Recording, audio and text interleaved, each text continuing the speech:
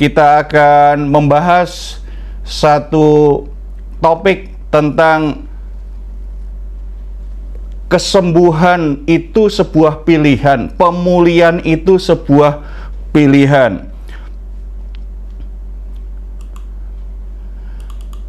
Kalau kita membaca firman Tuhan, ada satu contoh dari firman Tuhan yang kita bisa lihat, yaitu dari Yohanes pasal 5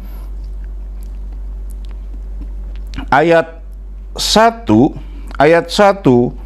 sampai ayat yang ke-18. Di sana kita bisa melihat bagaimana pemulihan yang dari Tuhan itu selalu terkait dengan keputusan atau pilihan kita sebagai manusia. Yesus bertanya kepada orang yang sudah 38 tahun lamanya menderita sakit tidak berdaya. Orang itu terbaring di tepi kolam Bethesda, kolam mujizat, karena ada waktu tertentu ketika malaikat datang dan mengguncangkan kolam itu, siapa yang pertama kali bisa masuk ke dalam air kolam itu, sakit apapun dia akan alami kesembuhan. Tetapi orang yang sudah terbaring sakit 38 tahun ini selalu kedaluan orang lain, dan ada orang-orang juga sibuk untuk menolong saudaranya, teman dekatnya. Dia berkata kepada Yesus, "Tidak ada satu orang pun yang menolong aku." Makanya ketika Yesus datang ke kolam Bethesda, Yesus bertanya kepada dia, "Maukah engkau sembuh?" Orang yang sudah mengalami sakit, orang yang sudah berada dalam masalah sekian lama, seringkali hidupnya justru dibentuk oleh masalahnya. Dia melihat dirinya itu seperti keadaan tubuhnya, keadaan jiwanya, keadaan hidupnya selama ini. Jadi dia menjadikan masalahnya menjadi identitas dirinya, sehingga itu menjadi sebuah zona nyaman di mana dia merasa tidak perlu berubah lagi, karena itulah aku. Makanya ketika Yesus datang ke kolam Bethesda, kemudian menghampiri orang itu, langsung bertanya, "Maukah engkau sembuh?" Yesus bertanya, "Apakah kamu masih ingin sembuh? Apakah kamu mau buat sebuah keputusan? Apakah kamu mau untuk keluar dari zona nyamanmu sehingga engkau mengalami kesembuhan?" Yesus bertanya kepada orang itu. Mungkin sebagian kita akan berpikir, kok agak aneh ya, karena orang itu kan ada di kolam Bethesda. Orang itu sudah lama ada di kolam Bethesda, pasti ingin mengalami kesembuhan. Recording in progress. Tetapi kenapa Yesus masih bertanya, "Maukah engkau sembuh?"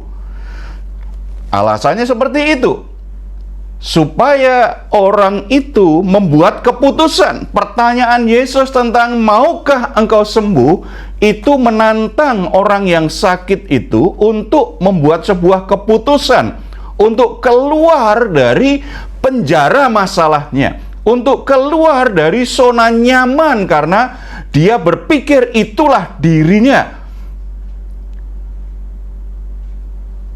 Pertanyaan ini langsung dijawab oleh orang yang sakit itu. "Tidak ada satu orang pun yang membantu aku. Tidak ada yang menolong aku. Ketika aku berusaha masuk ke kolam itu, selalu kedaluan orang lain." Jadi dia mempermasalahkan kemampuannya dan kebaikan orang lain, kepedulian orang lain untuk menolong dia sembuh. Saudara-saudara, di sini kita bisa belajar. Yang pertama, kalau saudara ingin alami kesembuhan, baik secara jasmani, secara jiwani, secara rohani, saudara membutuhkan keputusan, kehendak untuk mau menjadi pulih. Seringkali kita hanya membuat alasan karena aku tidak mampu. Atau kalau tidak, menyalahkan orang-orang di sekitar kita karena ada yang tidak menolong aku. Banyak orang tidak pulih-pulih hidupnya karena selalu orientasinya seperti itu. Dia sudah merasa masalah, permasalahan, kerusakan jiwa yang dia alami itu sudah menjadi identitas dirinya. Ketika diajak untuk keluar dari situ, dia menolak karena itu sudah jadi zona nyamannya.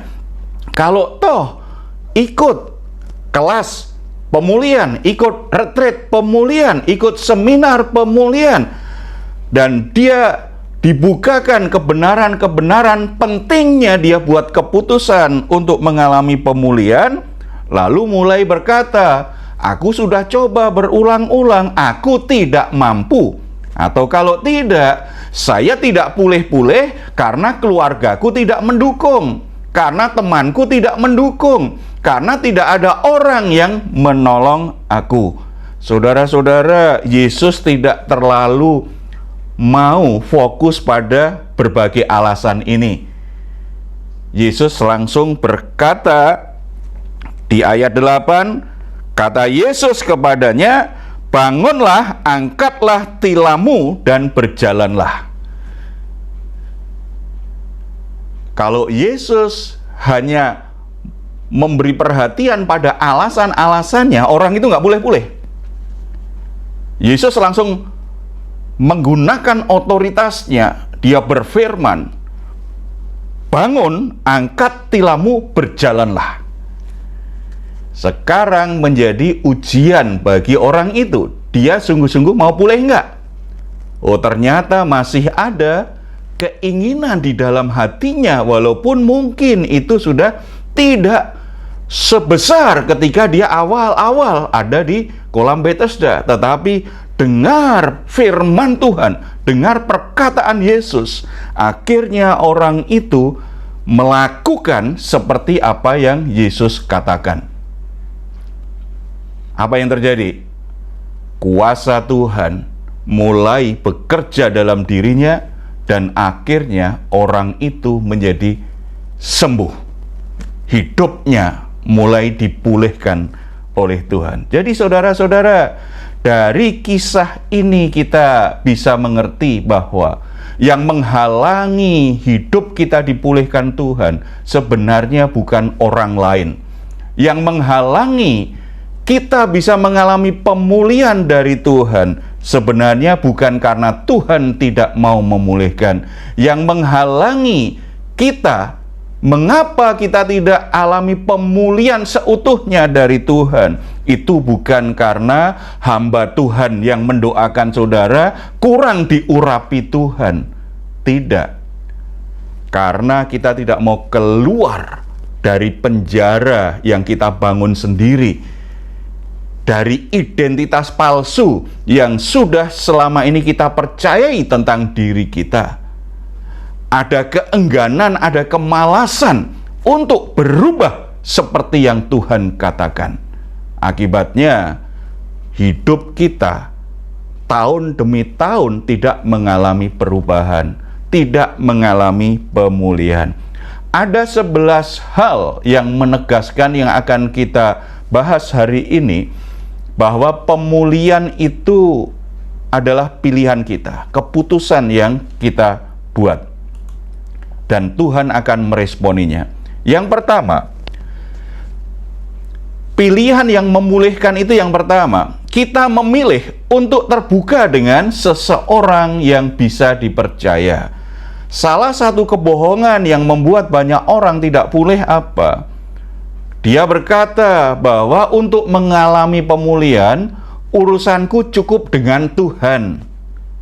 Tidak perlu orang lain, karena aku percaya Tuhan bisa memulihkan. Ya, memang benar, kita harus sangat yakin bahwa Tuhan bisa memulihkan kita, mau memulihkan kita. Tetapi dalam proses pemulihan, kalau kita pelajari di Alkitab, Tuhan banyak sekali memakai orang-orang tertentu untuk menolong orang dipulihkan Tuhan. Proses pemulihan akan berjalan dengan baik kalau kita mau memutuskan untuk terbuka kepada seseorang melalui, namanya bisa pelayanan pribadi, bisa konseling, dan di hadapan Tuhan melalui proses doa. Makanya kalau di sekolah pemulihan yang dilakukan oleh RHI Ministry, kita selalu melakukan dua hal ini. Ada proses di mana orang didorong, dimotivasi untuk berani membuka dirinya dalam healing group maupun konseling pribadi.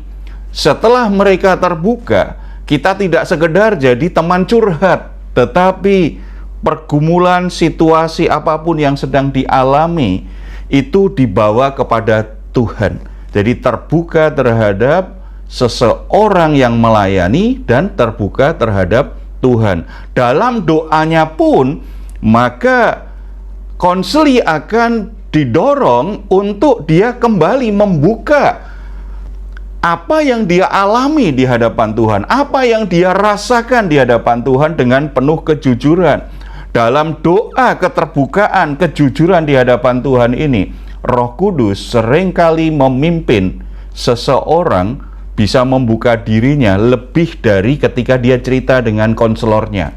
Karena Roh Kudus mengungkapkan keluhan-keluhan yang tidak terpahami, pergumulan-pergumulan, luka-luka masa lalu yang sudah terkubur sedemikian banyak peristiwa di atasnya, kenangan-kenangan menyakitkan yang sudah terkubur sekian lama karena begitu banyak peristiwa lainnya. Roh Kudus bisa membukanya dan mengingatkan kita kembali peristiwa yang menyakitkan itu, perasaan negatif yang kita rasakan pada masa itu. Roh Kudus bisa menolong supaya kita akhirnya bisa keluar dari penjara masa lalu, dari keadaan yang menghalangi kita untuk mengalami pertumbuhan dalam Tuhan. Jadi pilihan pertama adalah belajar terbuka. Kalau ingin pulih, belajar terbuka dengan seseorang yang bisa dipercayai, yang mau memahami dia dan mau mendoakan dia. Jadi jangan terbuka dengan sembarang orang juga, itu juga nggak bagus. Kemudian yang kedua, pilihan yang kedua adalah memilih untuk jujur dengan emosi negatif yang dirasakan.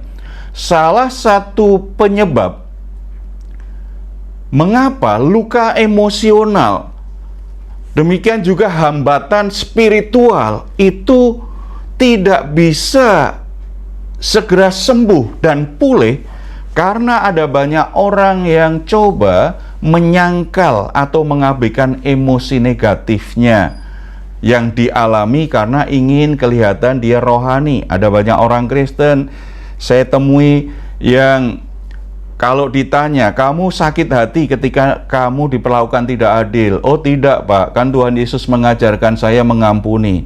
Itu benar, Tuhan Yesus mengajarkan kita untuk mengampuni orang yang berbuat jahat kepada kita, orang yang berbuat salah kepada kita. Cuma pertanyaannya, kamu merasa sakit hati enggak? Bukan dalam tataran intelektual, karena kita tahu firman Tuhan. Hatimu gimana rasanya? Kadang-kadang orang menyangkal perasaannya bahwa dia kecewa, bahwa dia marah, bahwa dia sakit hati, bahwa dia benci dengan seseorang karena pengen mengemas dirinya supaya kelihatan sebagai orang yang rohani, sebagai orang yang baik, tetapi dia menyangkal perasaannya sendiri. Akibatnya peristiwa-peristiwa menyakitkan di masa lalu yang pernah dia alami, yang melukai batinnya, itu terus memenjarakan hidupnya. Dia terus terluka, tidak sembuh-sembuh, karena kalau luka tidak pernah diakui, maka luka itu tidak akan sembuh. Kalau kita luka secara fisik, kita harus mengakui bahwa kita luka, tangan kita luka, misalnya gitu. Setelah itu kita harus mau membuka. Kalau luka itu langsung kita tutupi dengan kain, tidak diobati, sementara luka itu mungkin bercampur dengan kotoran, maka luka itu akan menjadi infeksi, bernanah, akhirnya justru jadi busuk.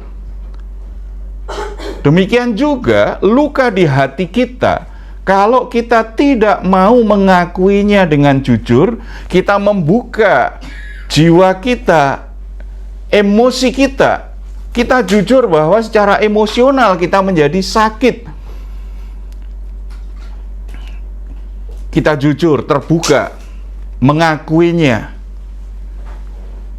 Maka proses pemulihan tidak akan terjadi karena kesembuhannya tidak terjadi. Karena menyangkal atau mengabaikan emosi negatif yang diakibatkan sebuah peristiwa yang menyakitkan. Di sekolah pemulihan kami mendorong setiap peserta untuk berani terbuka, untuk berani jujur dengan perasaannya. Sebagai manusia, semua orang sebenarnya masih bisa marah, masih bisa sakit hati, masih bisa sedih, masih bisa merasa geram dengan seseorang, masih bisa benci dengan seseorang, bisa khawatir, bisa cemas, bisa takut. Sebagai manusia, kita masih bisa merasakan itu. Walaupun kita tahu bahwa dalam Tuhan harusnya kita tidak seperti itu. Cuma kita kan belum menjadi manusia seideal yang Tuhan firmankan. Kita harus jujur bahwa kita masih rentan, kita masih terluka dengan sebuah peristiwa. Yang lebih bijaksana adalah kita jujur dengan emosi negatif kita. Di sekolah pemulihan kita diberi sebuah grup, namanya Healing Group. Itu sebuah komunitas di mana setiap orang bisa menceritakan bagian-bagian perjalanan hidupnya yang mungkin dia tidak pernah cerita kepada satu orang pun karena sangat malu, karena sangat takut. Hal-hal yang membuat kita sangat malu, hal-hal yang membuat kita sangat takut untuk kita ceritakan. Padahal itu masih membekas di hati kita, itu masih membebani jiwa kita, itu masih memenjarakan hidup kita. Nah, kalau itu tidak dibuka, maka kita tidak akan pernah mengalami pemulihan karena kita tidak sembuh dari hal itu. Diberi sebuah tempat. Jadi ini sebuah praktek dari firman Tuhan yang berkata, hendaklah engkau saling mengaku dosa satu sama lain. Kalau kita saling mengaku dosa, maka doamu itu penuh kuasa. Doamu akan memberi kesembuhan bagi yang sakit. Saudara-saudara, ada fasilitator yang memimpin dan mendoakan, yang melayani. Makanya ketika orang sungguh-sungguh terbuka dan jujur mengakui perasaannya, ketika fasilitator mendoakannya, Roh Kudus bekerja. Di situ ada banyak terjadi kesembuhan jiwani. Bahkan ada yang sembuh secara jasmani dan akhirnya hidupnya dipulihkan oleh Tuhan. Pilihan yang memulihkan yang ketiga adalah memilih untuk jujur dengan masa lalu. Berani dan jujur melihat masa lalu yang menyakitkan adalah langkah penting untuk mengalami pemulihan. Bebas dari penjara masa lalu, sehingga kita bisa melangkah pasti ke masa depan. Kenapa orang kok hidupnya begitu-begitu saja, berputar-putar dengan masalahnya terus, tidak mengalami kemajuan? Perjalanan hidupnya itu seperti ada yang mengikat. Dia hanya melangkah di situ-situ saja, bahkan muter-muter saja. Salah satu sebabnya adalah karena dia terpenjara, terikat dengan masa lalunya. Ada yang bertanya kepada saya, Pak Heru, memangnya kita perlu untuk mengorek-orek masa lalu kita? Itu kan sudah lewat. Saya berkata bahwa tujuan pelayanan pemulihan bukan mengorek-ngorek masa lalu, tetapi coba melihat masalahmu sekarang dalam proses yang membentuk dirimu. Setiap orang itu dibentuk oleh masa lalunya.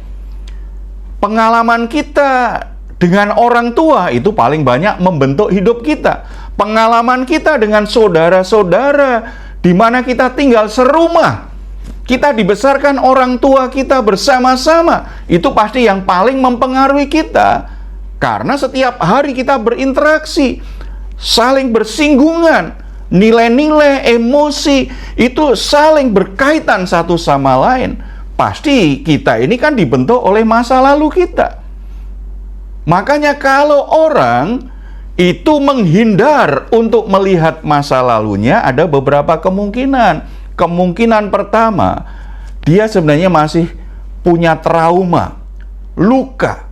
Ketika mengingatnya, masih ada perasaan sakit. Makanya dia berusaha untuk menghindar, menceritakan masa lalunya. Yang kedua,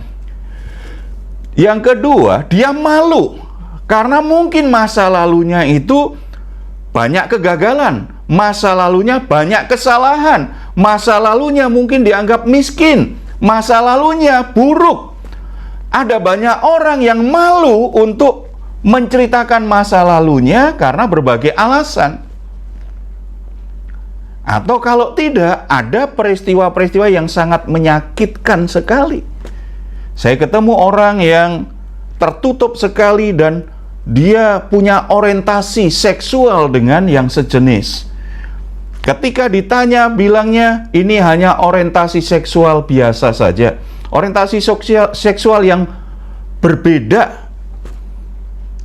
Dia tidak jujur bahwa sebenarnya kapan dia mulai ada kecenderungan punya orientasi seksual yang mengarah kepada homoseksual. Dia tidak cerita bahwa ternyata dari kecil dia disodomi oleh pamannya sendiri. Kemudian ketika dia merantau, dia juga disodomi oleh bosnya. Jadi ada pengalaman-pengalaman yang sangat memalukan bagi dia, tetapi setelah itu memenjarakan hidupnya. Akibatnya karena dia menutupi hal itu dan tidak mau sembuh bebas dari pengalaman yang menyakitkan itu, dia akhirnya jadi pelaku. Dia seperti orang yang pernah memperkosanya. Dia tidak jujur dengan masa lalunya. Setiap orang itu punya masa lalu yang tidak sempurna, karena memang hidup ini, dunia ini tidak sempurna. Termasuk setiap orang itu dibesarkan oleh keluarga yang tidak sempurna, karena memang tidak ada orang tua yang sempurna. Makanya semuanya membutuhkan kasih karunia Tuhan. Sebenarnya tidak perlu malu, tidak perlu takut. Mungkin pengalamannya yang sedikit agak berbeda, yang berlainan saja peristiwa yang menyakitkan. Tetapi semua orang punya masa lalu yang sebenarnya membuat dia malu, membuat dia takut ditolak, membuat dia tidak nyaman dengan dirinya dan dengan orang lain. Tetapi selama kita menutupi masa lalu kita, tidak jujur dengan masa lalu kita, karena malu, takut, dan rasa sakit itu kita ulangi lagi, kita rasakan lagi, maka kita tidak akan pernah mengalami pemulihan. Walaupun kita didoakan berulang-ulang, walaupun kita ikut seminar pemulihan, retreat pemulihan, KKR pemulihan, berulang-ulang kita didoakan, berulang-ulang kita dilayani. Tetapi kalau kita menyembunyikan masa lalu kita yang sesungguhnya, proses pemulihan yang dari Tuhan belum akan terjadi. Kita hanya menunda-nunda hidup kita terus terikat dengan masa lalu saja. Kalau kita tidak mau jujur dengan masa lalu kita. Yang keempat, memilih untuk segera membereskan luka. Berani dan jujur melihat masa lalu yang menyakitkan adalah langkah penting untuk mengalami pemulihan, bebas dari penjara masa lalu, sehingga kita bisa melangkah ke masa depan dengan baik. Tetapi ketika kita jujur, membuka dan jujur dengan masa lalu kita, kan ada banyak pengalaman terluka kita. Kita terluka, kita pernah kecewa, pernah marah, pernah sakit hati dengan ayah kita, dengan ibu kita, dengan saudara kita, dengan guru kita, dengan teman kita. Ada peristiwa-peristiwa yang menyakitkan, ada pengalaman-pengalaman traumatis yang mengguncangkan jiwa kita. Sehingga di hati kita ada banyak luka, ada banyak lubang yang kosong, di mana di dalamnya itu ada amarah, ada sakit hati, ada kekecewaan, ada kesedihan, ada perasaan malu, ada keinginan balas dendam, ada perasaan ingin menyakiti orang lain, ingin membalas kejahatan orang lain. Di situ ada emosi-emosi negatif dari luka-luka itu.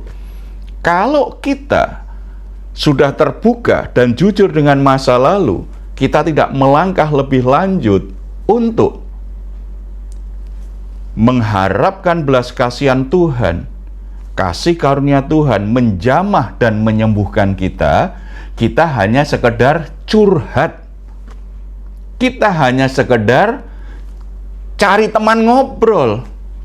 Makanya dalam pelayanan pemulihan yang dikembangkan RHI Ministry, kita dorong orang yang sudah berani membuka diri dan jujur dengan masa lalunya. Kamu perlu datang ke tata kasih karunia Tuhan, supaya Tuhan jamah semua luka-luka hatimu, membersihkan, menyembuhkan luka-luka di hatimu, dan ruang kosong itu kemudian dipulihkan oleh Tuhan, diisi oleh kehadiran Tuhan yang menyembuhkan, yang penuh kasih karunia. Itu yang kita kembangkan di RHI Ministry. Jadi saudara-saudara, untuk bisa bertumbuh lebih lanjut, bereskan luka-luka kita dulu. Saya ketemu banyak orang yang potensinya luar biasa, ide-idenya luar biasa, pengalaman hidupnya begitu banyak, tetapi tidak bisa bertumbuh hidupnya. Secara rohani tidak bertumbuh baik, secara potensi tidak bertumbuh, karakternya, perubahannya lambat sekali. Karena apa? Karena masih banyak menyimpan luka di dalam hatinya. Yang kelima, memilih untuk jujur dan menerima kenyataan yang terjadi. Banyak orang ketika mengalami peristiwa yang menyakitkan, diperlakukan tidak adil oleh seseorang, ditolak, tidak dikasihi, dipermalukan di depan orang lain, dilecehkan oleh orang lain, korban kekerasan. Ada banyak orang karena begitu rasa sakit yang besar, begitu luar biasa rasa sakit yang dia rasakan, akhirnya dia mengeraskan hati dan menyangkal kenyataan bahwa dia mengalami sebuah peristiwa yang sangat menyakitkan. Untuk melupakan itu, dia akhirnya melarikan diri pada hal-hal yang justru membuat dia terjebak pada masalah yang semakin rumit. Dia lakukan kebiasaan-kebiasaan buruk, dia lakukan hubungan-hubungan yang tidak sehat dengan orang lain. Akhirnya dia kecanduan dengan narkoba, kecanduan dengan alkohol, akhirnya terlibat dengan banyak kasus-kasus hubungan yang bermasalah, bahkan akhirnya terlibat dengan banyak kejahatan. Karena awal-awalnya dia hanya ingin melupakan hal-hal yang menyakitkan dia. Saudara-saudara, kalau kita ingin pulih, kita harus jujur. dengan kenyataan, dengan peristiwa yang pernah kita alami. Ya, memang saya latar belakang saya buruk. Ya, saya memang sering gagal. Ya, saya memang pernah dipermalukan. Ya, memang saya tidak punya kebanggaan dalam hidup saya karena berbagai pengalaman-pengalaman yang terjadi dan kegagalan yang terjadi. Ya, memang saya akhirnya terpuruk luar biasa. Ya, memang saya terikat dengan narkoba, saya terikat dengan alkohol, saya terikat dengan hubungan-hubungan seksual yang tidak sehat, yang tidak baik dengan orang-orang tertentu atau bahkan dengan banyak orang. Saya terlibat dengan kebiasaan-kebiasaan buruk, saya terikat. Saudara-saudara, kita harus jujur dengan apa yang terjadi, bahwa itulah kita saat ini. Tetapi jangan kecil hati, tidak perlu kita takut dibuang oleh Tuhan. Kasih karunia Tuhan tahu betul siapa saudara. Kita orang yang berdosa, kita orang yang bermasalah dengan hidup kita. Tetapi untuk itulah Yesus mati di atas kayu salib, untuk membebaskan kita dari masa lalu yang kelam, dari masa lalu yang gelap, membawa kita pindah ke dalam terangnya yang ajaib, menyembuhkan hati kita yang terluka, dan mengarahkan kita pada masa depan yang cerah. Itulah pemulihan yang akan Tuhan lakukan. Tetapi kita harus jujur dan menerima kenyataan yang terjadi. Jangan menyangkal sebuah peristiwa, karena itu sangat menyakitkan, sangat memalukan bagi kita. Jangan, ya. Yang keenam, pilihan yang memulihkan yang keenam adalah memilih untuk mengampuni. Salah satu bagian yang sangat sulit yang dirasakan oleh banyak orang adalah mengampuni. Apalagi kalau suruh memutuskan mengampuni, memilih untuk mengampuni. Makanya banyak orang, karena dia mengalami konflik batin yang begitu besar, gejolak emosi yang begitu besar ketika dia mengalami peristiwa-peristiwa yang melukai hatinya, yang menyakiti hatinya, maka banyak yang coba menunda atau menghindar. Nanti ajalah, atau coba mengabaikan bahwa dia sebenarnya marah dan sakit hati. Dia coba mengabaikan itu. Makanya lukanya tidak pernah sembuh. Itu justru makin lama tertutup dengan peristiwa yang mengecewakan yang lainnya, yang membuat dia marah yang lainnya, yang membuat dia sakit hati yang lainnya, yang membuat dia benci dengan seseorang, yang membuat dia malu, yang membuat dia takut. Kecemasan itu semakin menumpuk dalam memorinya, dan itu menjadi beban berat dalam emosinya, membuat jiwanya semakin kacau, semakin tertekan. Dia tidak bisa mengalami sukacita dalam hidup ini karena sangat tertekan sekali. Makanya dalam pelayanan pemulihan selalu didorong orang untuk berani membuat keputusan mengampuni. Bukan karena dia mudah melakukannya, tidak, karena dia ingin menjawab pertanyaan Tuhan Yesus, maukah engkau sembuh? Dia menjawab, ya Tuhan, aku mau sembuh. Kalau kamu mau sembuh, engkau harus mengampuni. Kalau kita berkata kepada Tuhan misalnya, saya tidak mampu, tidak ada yang bantu aku, dengar saja apa yang Tuhan katakan. Dengar firman Tuhan. Sebagaimana engkau sudah diampuni, demikianlah engkau juga mengampuni saudaramu. Pengampunan itu tidak bertitik tolak pada kemampuan diri kita untuk mengampuni, bukan pada perasaan kita yang sedang terluka, bukan juga intelektual kita yang bisa menimbang-nimbang untung ruginya mengampuni orang lain, tidak. Tetapi pada keputusan mau sembuh atau tidak. Kalau kita mau sembuh, maka buat keputusan mengampuni. Ketika kita buat keputusan mengampuni, di situ Roh Kudus akan memberimu kekuatan. sehingga engkau bisa sungguh-sungguh mengampuni orang yang sudah menyakiti engkau. Dalam kasih karunia Allah, Tuhan sudah mengampuni kita secara sempurna. Bahkan pengampunan Tuhan kepada kita itu melebihi apa yang kita butuhkan. Pengampunan Tuhan tidak hanya sempurna dan melebihi kebutuhan kita untuk diampuni, tetapi pengampunan yang dari Tuhan itu merupakan kasih karunia, artinya diberikan kepada kita padahal kita tidak layak untuk diampuni oleh Tuhan. Tuhan berbelas kasihan kepada kita padahal pantasnya kita dimurkai oleh Tuhan.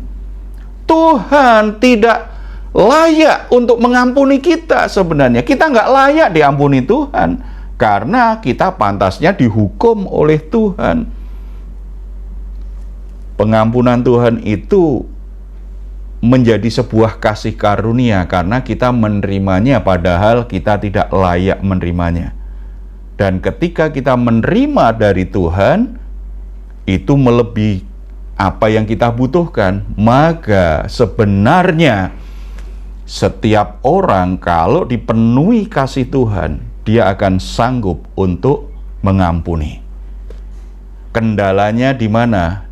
Di sisi kemauan kita. Makanya Tuhan bertanya, maukah engkau sembuh?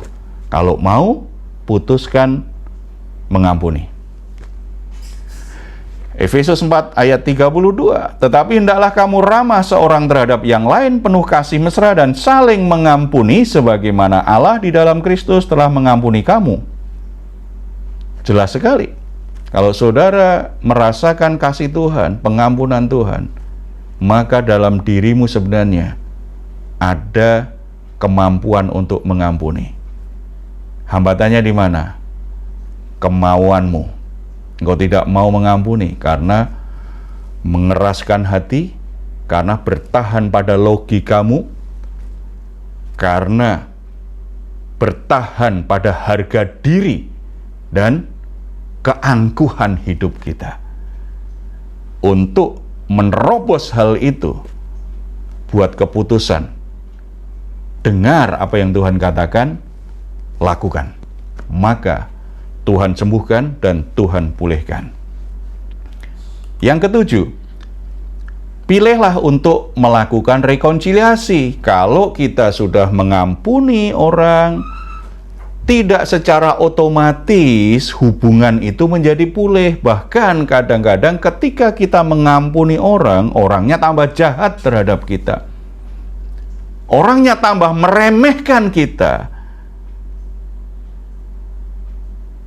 Ingat, mengampuni keputusan. Tetaplah bertahan pada keputusanmu. Itu keputusan yang engkau buat karena engkau mengalami kasih Tuhan, karena engkau sudah diampuni Tuhan, karena engkau ingin melangkah dalam perkataan Tuhan yang memulihkan. Tetap ambil sikap sebagai orang yang sudah mengampuni, orang yang sudah sembuh, orang yang sudah bebas dari penjara kemarahan.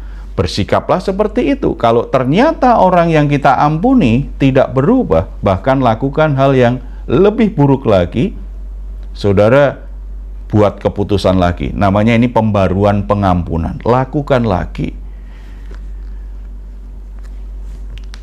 Rekonsiliasi memang kadang-kadang tidak bisa dilakukan, karena namanya rekonsiliasi itu kan membutuhkan dua pihak. Dua pihak mau berdamai. Kalau hanya satu, pasti rekonsiliasi belum dilakukan. Nah, yang sudah damai dengan dirinya sendiri, sudah mengampuni, jangan terus terlibat dengan hal yang menyakitkan dan terpenjara dengan hal jahat yang sudah dilakukan seseorang terhadap kita. Makanya Rasul Paulus memberi pedoman kaitannya dengan rekonsiliasi ini.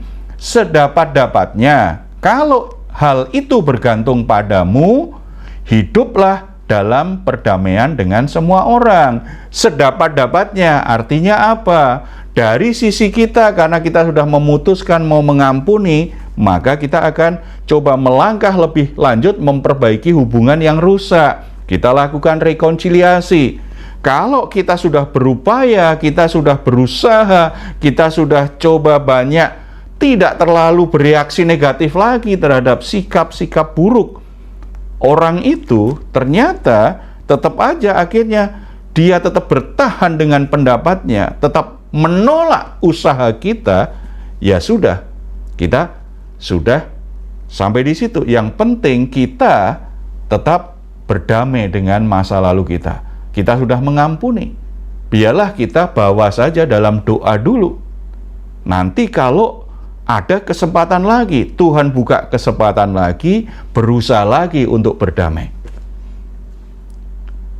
Rekonsiliasi menjadi sebuah pilihan yang memulihkan. Kalau itu belum bisa dilakukan, setidak-tidaknya dari sisi kita sudah berdamai dengan masa lalu, berdamai dengan hal yang menyakitkan, berdamai dengan hati kita. Kita sudah sembuh. Kita akan terus masuk dalam pemulihan.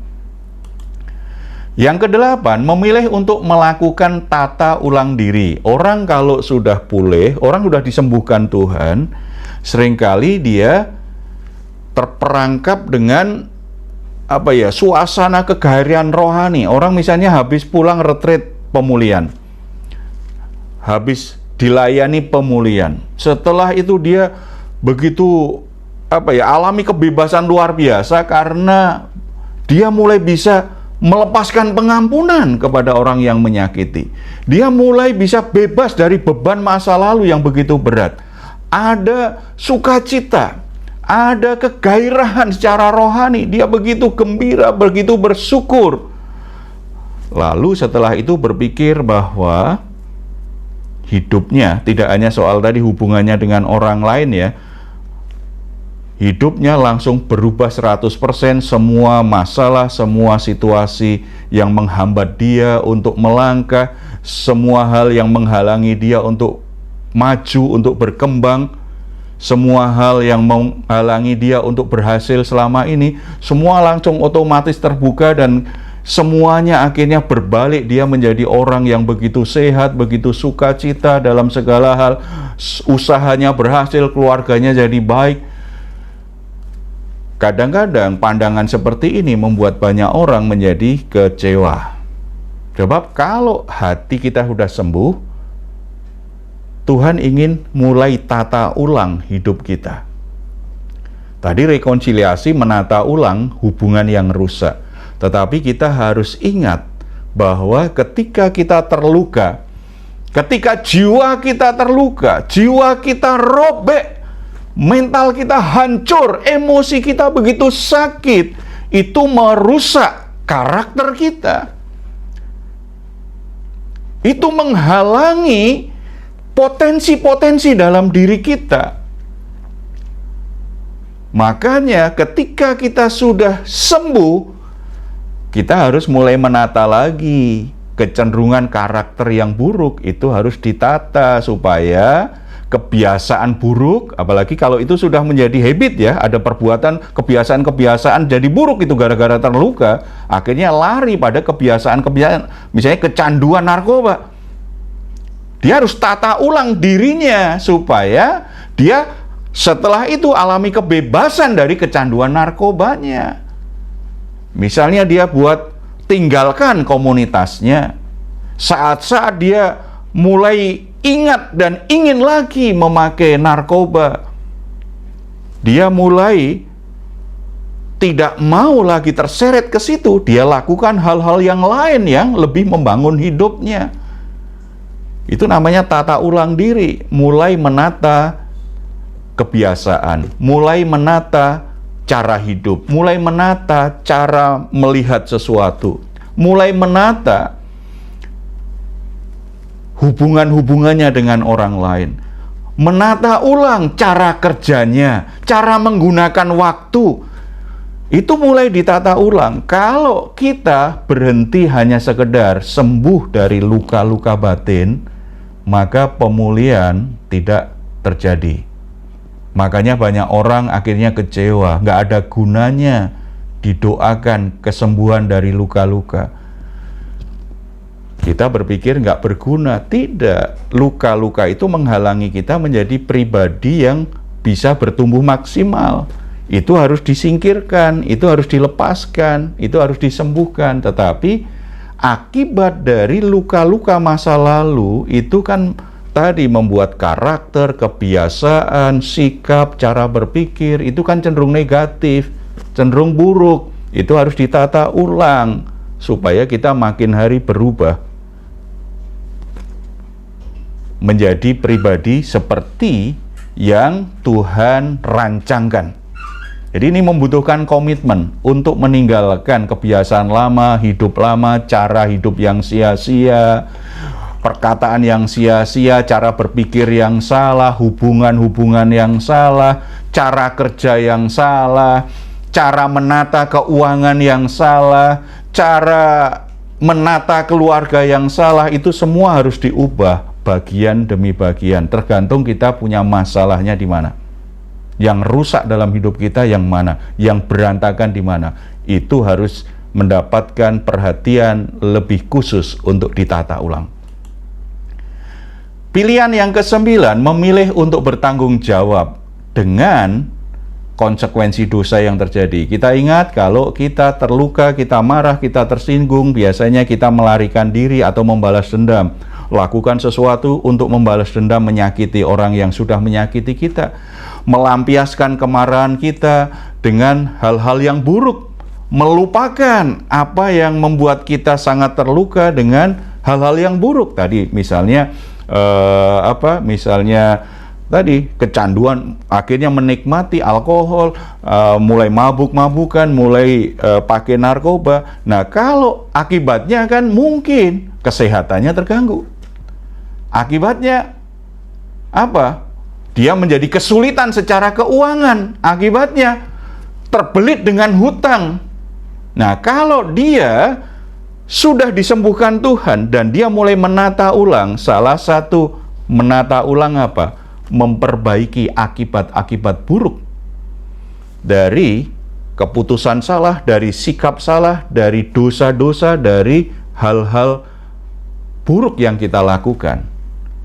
Kita harus mau ambil tanggung jawab untuk memperbaikinya. Jangan suruh orang lain, jangan suruh Tuhan yang memperbaikinya. Kalau itu konsekuensi kesalahan kita, dosa kita, kita harus ambil tanggung jawabnya untuk memperbaiki yang rusak itu. Tetapi kita tidak sendirian, karena Tuhan mendampingi, Tuhan menguatkan hatimu, Tuhan memberi engkau kemampuan untuk bisa melakukannya. Tetapi yang melakukan siapa? Diri kita sendiri. Jadi sangat mengherankan kalau orang ingin hidupnya pulih, tetapi hanya nyalah-nyalahkan orang lain, nunggu orang lain yang memperbaiki hidupnya.